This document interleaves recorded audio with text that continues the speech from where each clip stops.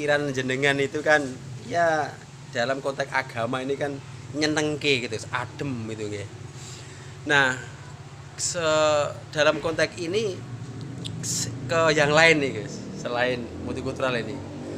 Saya membayangkan begitu indahnya pemikiran Gus Jaim itu ketika kemudian tidak hanya diterapkan di pesantren dan di organisasi.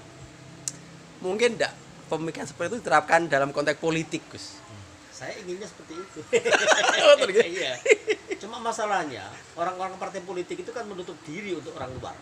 Oh. Kalau bukan dari mereka sendiri kan biasanya ditutup. Karena akan apa ya? Mereka itu kan senangnya kalau dari mereka kalangan mereka sendiri yang bisa membantu mereka. Ya sebenarnya dalam konteks kultur keindonesiaan hal yang seperti ini membantu mereka sebenarnya. Iya. Tapi kan kebanyakan mereka kan tidak seperti itu. Atau mungkin jadi begini, ada Gus. politik dagang sapinya gitu. Atau mungkin kultur partai di Indonesia itu memang belum saatnya menerima pikiran-pikiran seperti jenengan itu mungkin. Ya, apa mungkin. gitu Saya ya, kulturnya ya. gitu ya kira-kira Saya ya. nggak tahu secara persis, tapi setidaknya selama ini itu mereka masih apa ya? Masih aku ngetokno semene piye? Iku nek. Jadi, apa ya? Oh, enggak. Enggak sama lah kalau dengan kultur pesantrenan, Oh, kultur KNUA gitu ya. Hanya satu dua saja partai-partai yang seperti itu.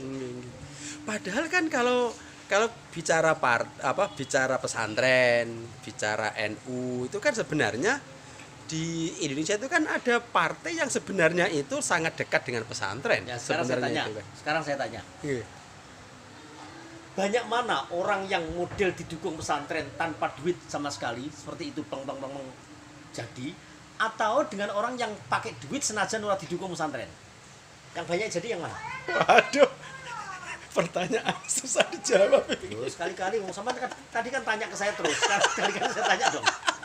Banyak mana orang yang memakai duit, orang goblok gak Tanpa didukung pesantren, tapi duitnya itu triliunan. Dengan 1 triliun dia bisa jadi bupati, atau tanpa itu tetapi dengan keilmuan kepesantrenannya, dengan akhlakul karimahnya. Ini marilah kita berakhlakul karimah. Sudah tidak perlu duit-duitan. Ayolah pilih yang terbaik di antara kita semuanya. Kira-kira yang jadi yang pakai duit apa yang pakai seperti tadi? kalau faktanya sih memang belum pernah ada. Jadi tokoh-tokoh Belum pernah ada ya? betul-betul dari pesantren gitu yang kemudian sukses itu kan memang kayaknya belum ada. Kalau saya melihat ada, tetapi kecil ya. Kecil sekali. Mungkin seperti di Madura itu masih ada orang-orang yang masih menggunakan seperti itu. Sing pokoknya itu pimpinan pesantren dan sangat kuat, gak anggo apa-apa dadi. Tapi kan biasanya gini, Gus. Kalau yang tetap aja ada mahar lah. Kalau yang jadi itu kan punya pesantren, tetapi juga sudah masuk di partai politik. Ya, betul. Kalau yang murni pesantren kayak Gus Jaim itu kayaknya kan saya belum untuk independen. Wah, tanggal lamun itu. Tanggal lamun itu. Berarti ini kan kalau seperti ini itu saya sangat senang ketika Gus Jaim itu bisa masuk di partai sebenarnya itu. Gagasan itu akan lebih efektif begitu. Sebenarnya banyak kiai yang sudah seperti itu. Yang tidak bermadhab pragmatis. Ya, tapi idealis. Tapi begitu sudah di dalamnya itu banyak pula mereka-mereka yang akhirnya berubah. Banyak pula yang akhirnya mereka berubah. Yang semula dari pragmatis menjadi semula dari idealis menjadi pragmatis. Ya, maka kalau boleh saya jawab sendiri, yang terbanyak yang jadi mereka yang punya duit. Apapun backgroundnya, siapapun mereka, kalau duitnya banyak jadi. Sehingga yang terjadi, bupati-bupati, gubernur-gubernur, siapapun yang ada di Indonesia ini, bupati, wakil bupati, gubernur, wakil gubernur, antara sing pinter karo sing akeh duite, itu sing akeh duite sing kebanyakan. Oh iya. Dan goblok lah kalau duitnya akeh dadi. Sehingga 82% pernah dalam itu. 82% bupati, wakil bupati, gubernur, wakil gubernur se-Indonesia ini terkena masalah hukum, tersangka terdakwa terpidana. Nggih, nggih. Tersangkanya itu 82%. Baik yang di kejaksaan maupun yang di KPK. 82%. Nggih, nggih, nggih. Itu kan angka yang super tinggi. Karena apa? Ya karena mereka tidak menguasai ilmune. Nggih, Mergo nggih. duit akeh, nyalon jadi. Sementara dia tidak mempunyai background untuk memimpin. Nggih, Tidak nggih. mempunyai kemampuan untuk memimpin. Nggih, nggih, nggih. Jadi tidak wasidal amru ila ghairi ahli fantadilsa. Berusaha. Nggih. Ketika masalah itu tidak diserahkan kepada orang yang punya kompetensi, maka ya penjara.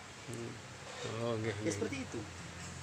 Nah, ini ya mudah-mudahan dari jagongan ini Gus ini ya mungkin entah kapan itu bisa bisa terwujud melalui jalur yang Nggih, wong kula pokok lah, mudah-mudahan lah Kalau gitu ya. piyambaknya betul menjamin kok kalau saya berada di partai, saya bisa merubah di situ belum menjamin. Ya mungkin untuk saat ini mudah-mudahan besok bisa berubah lah. Kita nggak usah pesimis, kita harus saya optimis. Nggih. Saya optimis bahwa Indonesia akan berubah. Amin, Tetapi amin, amin, nggih. waktunya saja. Nggih, nggih, nggih, nggih. Mungkin melalui kepemimpinan para presiden-presiden yang mempunyai rasa, mempunyai hati terhadap rakyatnya, insya Allah akan Nggih, nggih, nggih. Ya, kata saya sampun dangu Gus ini kita jagong sebenarnya. Matur nuwun, Sami-sami. waktunya sudah jagong bersama konco-konco niki dan ini banyak sekali manfaatnya dan mudah-mudahan ini apa yang kita jagongkan walaupun ini dengan santai dan guyon itu semoga di entah kapan ada manfaatnya bisa dirasakan oleh banyak orang. Amin, amin. Nggih. Saya rasa yakin, Nggih. saya yakin. Nggih, Yakin. nggih. Nggih, matur nuwun Gus nggih. Nggih, sami-sami. Nggih, Kalau tak nyuwun pamit terus nih ngapun tak Ada nggih nih. terus nggih. Demikian wawancara jagung-jagung saya dengan Gus Yaim. Semoga apa yang kita bicarakan tadi memberikan manfaat